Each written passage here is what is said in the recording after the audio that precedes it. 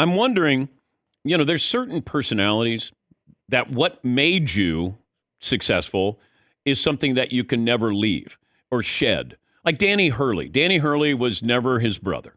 He was never as good as Bobby. They would chant all the time when he was playing, "You're not Bobby." And, he coached. He was at different places. Bobby had more success at bigger schools. And your dad's one of the greatest high school coaches of all time. So it's a big shadow.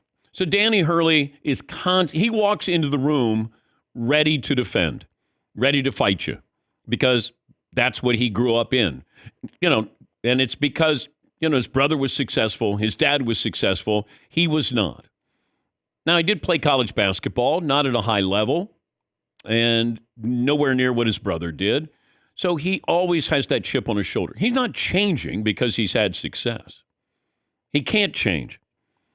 And he loves the spotlight. That's where you go into a press conference. If you say Danny Hurley's holding a press conference, I'm going to listen. I'm going to watch.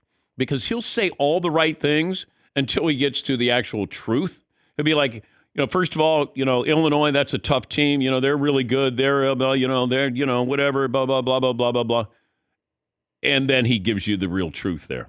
He also talked about a tweet by a former Illinois player that gave him a little bit more motivation.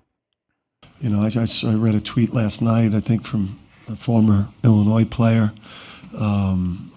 Sean Harrington, who's a good player, is a McDonald's All-American, one of the staff members, wanted to add a little more fuel to my fire, a little, something. UConn has not had to play against this physical a team, and they've never seen someone like Terrence Shannon, something along those lines, and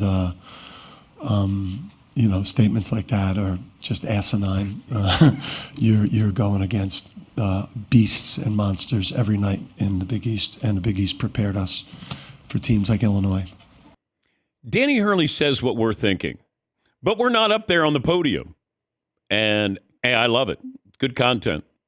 Get him up there. I wish Danny Hurley could coach against Kim Mulkey. They'd implode all over each other. I would just love to see that. They meet at half court. It'd be great. But Hurley, your team reflects you in a lot of ways. Coaches will talk about that. They take on your personality. Your personality doesn't change. They have to take on your personality. Are you fiery? Then they're fiery. Are you easygoing, chill, confident? Whatever it is, you sort of take on that coach's personality.